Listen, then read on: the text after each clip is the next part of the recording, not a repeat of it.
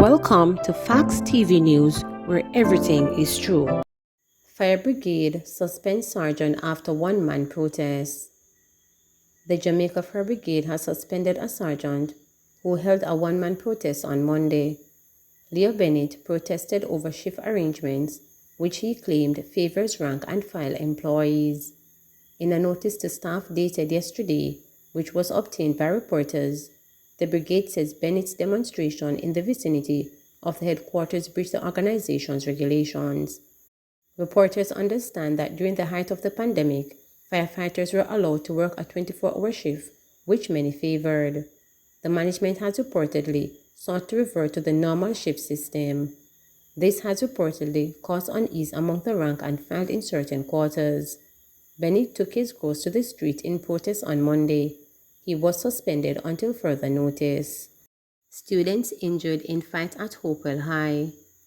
The police were called to Hopewell High School in Hanover yesterday to restore calm after rival students faced off, resulting in 3 being injured. It is reported that 3 male students, who are from St. James, were sprayed painting the word Sparta on a wall when they were confronted by a group of other male students who are from Hanover. The St. James students are said to be related to incarcerated dancehall entertainer Tommy Lee Sparta. Stones and weapons were drawn in the confrontation and fight broke out. 3 students were injured in the incident. Their injuries are not considered life-threatening. The police were alerted and a team was dispatched. Some of the students who were involved in the fight fled the compound before the arrival of the police. It is reported that those students made threats before leaving. School administrators ended classes early in the interest of safety. The police are maintaining a presence in the area surrounding the school. Morgue attendant among 2 killed in St. James crash. 2 men were killed in a crash along the Bogue Main Road in Montego Bay, St. James on Monday night. They are 24-year-old Colin Graham, a morgue attendant of Rumble Hill, and 34-year-old Lionel Duane, a merchandiser of Rumble Hill, both in St. James. The police report that about 10:30 p.m., both men were occupants in a Toyota Allion motor vehicle that was traveling towards Hanover. The driver allegedly lost control of the vehicle, hit an embankment and collided with a utility pole before landing in a backyard. Graham and Duane were reportedly thrown from the vehicle. They were pronounced dead at hospital. 4 shot, 2 fatally in St. John's Road attacks. The police are maintaining a strong presence in the community of 31 off St. John's Road in Spanish Town, St. Catherine, following 2 fatal shootings in separate incidents. Gunmen shot and killed 36-year-old Charlotte White and shot and injured her boyfriend at her home early Monday. The attack reportedly happened about 2 a.m. White was pronounced dead at hospital while her boyfriend was admitted in stable condition. On Sunday night, gunmen pounced upon 2 men in the community and opened fire, hitting them. The shooting reportedly happened about 9:15 p.m. 61-year-old electrician Anthony Davis, who was shot multiple times, was pronounced dead at hospital while the other man was admitted. The police have not yet determined a motive for the shootings. The area has been experiencing escalating gang feuds for over a year. Residents say the situation is made worse by the lack of streetlights in the community. Watagwan at 31 scary. Over a year now, constant shooting, and it is only getting worse. The police have to step up their game if they are going to put an end to this violence and bring calm to the community, a resident stated. Another resident was critical of the Jamaica Public Service Company, JPS, over dysfunctional streetlights in the community. The whole of 31 is pitch black at night because the JPS never put up the streetlights, so the gunmen know that nobody will recognize them in the dark, so they march up and down the street with long guns for kill off people, the residents alleged. A source told reporters that Sunday night's attack was aimed at flushing out an alleged error done who is said to be a relative of one of the victims. The source lamented that the security forces need to heighten their interventions to bring a stop to the shootings. Indicom asks to probe alleged illegal search by police of businessman's house. The Independent Commission of Investigations has been asked to probe the circumstances under which the police searched a businessman's house in Westmoreland during his absence and allegedly removed large sums of cash. Shaw Smith, Chief Executive Officer of Car Junction Jamaica Limited in Three Rivers, Westmoreland, is contending that his house is in the Albany housing scheme and the parish was searched by the police on Saturday, April 30. He said he was not at home and neighbors called him to report a case of breaking and entering as they saw signs of illegal entry. He said he went home immediately and saw signs of a break-in as the door to his house was kicked in. On entering, he said he saw the house ransacked and that US $59,500 and Jamaica $2.5 million were missing from a chest of drawers. He said he later discovered that it was not criminals who robbed him, but it was the police who had forcibly entered his house. He complained that calls to the Savannah police station in Westmoreland to investigate the matter and conduct a search in his presence have been ignored. Attorney at law Bert Samuels, who is representing Smith, sent a letter on Monday to Indicom boss Hugh Faulkner asking him to investigate the matter. We are of the view that this matter warrants your investigation as the oversight body to investigate the action of the security forces, Samuels stated in the letter. Samuels pointed out in the letter that the Court of Appeal, in the case of Superintendent Harry Daly, now retired, had found on searches being carried out by the police without the occupants of the house or a justice of the peace being present. Gag order imposed in murder case against alleged gunwoman co-accused. A gag order has been issued in the murder case against alleged gunwoman Sudin Hilton and her co-accused Cleon Knight. The order was made yesterday by Presiding Judge Sasha Ashley in the St. James Parish Court following a submission by lawyers for the accused. The court was told that the request was due to the sensitive nature of the case, as well as revelations that threats had been made against Hilton. Hilton was the subject of an attack on December 9, 2021, while she was reporting at the Rambo police station in Hanover. As a result of the court's directive, no further information about the case is to be made public. The allegations against Hilton and Knight are that on August 12, 2021, the now deceased Richard Jimmy Baker was driving along the Salt Spring Main Road in St. James when he stopped to make checks on his vehicle. A white Toyota Axio motor car drove up beside him and occupants opened fire on him, hitting him multiple times before speeding off. Baker managed to drive away from the scene and encountered a police patrol to whom he reported the incident. He was taken to the Conroe Regional Hospital where he died while being treated. Acting on Baker's information, the police reportedly pursued the shooters and caught up to them at Sam Sharp Square where Hilton was found in the vehicle.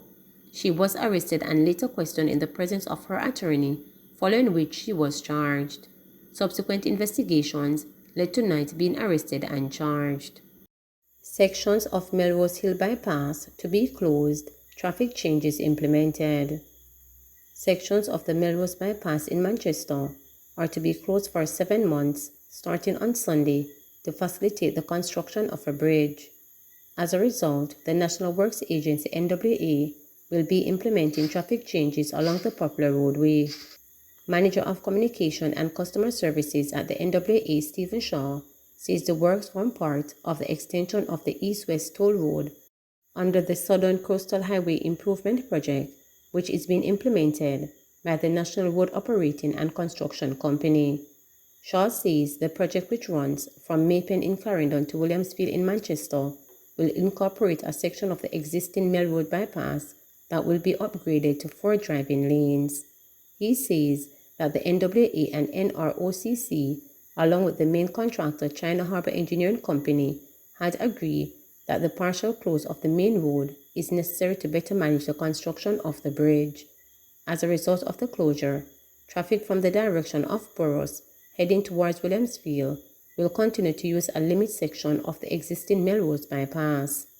Traffic from the direction of Williamsfield towards Burroughs will be redirected from the roundabout at Royal Flat to the Old Melrose roadway. The NWA says this road has been repaired in order to facilitate the traffic changes. The Old Melrose roadway will continue to facilitate two-way traffic. However, it will be restricted to trucks and other heavy vehicles from the direction of Burroughs. Operators of these vehicles wishing to access the old Melrose Hill Road from the direction of Boroughs will have to travel along the Melrose bypass to Williamsfield and back onto the old road, then onto their destination. Road users who use the Melrose Hill bypass and its environs are being reminded that the area will be an active construction zone and speed limits should be observed and extreme caution employed. Shaw says the NWA and NROCC will continue to assess the impact of the road on traffic and will advise if any other changes are necessary as the work progresses. Portmore man transported in police car with victim gets 15 years for rape. The Portmore man who abducted and raped a 14-year-old Kingston student just over 5 years ago is now serving a 15-year prison sentence for the crimes. The case had attracted national attention after it was reported that the police had transported the accused in the same vehicle as the traumatized 14-year-old victim. Andrew Lewis, 41, was recently sentenced in the St. Catherine Circuit Court to 5 years of imprisonment for forcible abduction and 15 years for rape. In handing down the sentences, Justice Bertram Morris ordered that they are to run concurrently. The court heard that on December 4, 2016, the student was walking along the Rosers Road in Kingston 13 when she was approached by the accused and another man driving a green Nissan Sunny motor car. Lewis pulled the girl into the car and took her to his house in Portmore. At the house, the other man reportedly held her down on a floor mat and Lewis raped her. He later opened the door and told her to leave. The child ran from the house and met a woman on the road who she told what had happened to her. The woman encouraged her to make a report to the Waterford police and the student did. The police acted quickly and took the child to the house where the rapist was picked up and transported in the same vehicle as the complainant to the Waterford police station. However, he managed to escape. Just over a month later, on January 27, 2017, Lewis was recaptured. Earlier this year, the Police High Command reported that in relation to the transportation of the victim in the same vehicle as the accused, its administrative file had been completed and closure of the matter was recommended. According to the Police High Command, during the process of locating the crime scene, one of the suspects was pointed out by the complainant. The police say they immediately reacted and apprehended the suspect. No details were provided in relation to the second suspect. July unveiling for monument to honor healthcare workers in COVID response, says Tufton. The government will be unveiling a monument in July in honor of healthcare workers who died from COVID-19 while on the front line battling the disease, Health and Wellness Minister Dr. Christopher Tufton has announced. The event is one of the highlights that will mark Healthcare Workers Appreciation Month that will be recognized in July. Tufton told the House of Representatives during his sectoral debate presentation yesterday afternoon that the Cabinet signed off on a submission to recognize healthcare workers. The aim is to salute our healthcare workers for the sterling service in the fight against COVID-19, Tufton stated. He told his parliamentary colleagues that events to honor the healthcare workers will cover parish, regional and national levels and will include church services, family fun days and award banquets. July 13 will be declared Healthcare Worker Appreciation Day, Tufton stated. Government taking steps to introduce school nutrition policy. The government is taking steps to introduce a school nutrition policy aimed at keeping children healthy by encouraging them to consume more vegetables and drinking more water as opposed to sugary drinks. The proposed policy is being driven by the Ministries of Education and Health and Wellness. Health and Wellness Minister Dr. Christopher Tufton says the next step is to engage in consultation to move the process to a white paper. Once approved, said Tufton, the government will work to guide and mandate, in some cases the school cafeteria, to prepare healthier options for students. He was making his contribution to the sectoral debate in Parliament yesterday afternoon. In January 2019, then Education Minister Will Reid said work to develop the nutrition policy was initially slated for completion that month, but there were additional adjustments to be done. Turning to sugary drinks, Tufton said the restriction in schools program continue with parishes' health officers now embarking on inspections to ensure the policy is maintained. A recent probe showed that there were flagrant breaches of the restrictions in a number of schools. Meanwhile, the Health and Wellness Minister is also taking Jamaica Moves, a fitness campaign into the schools to get children active as part of their wellness program. State Minister for Health Juliet Scott-Flynn will lead the initiative in schools.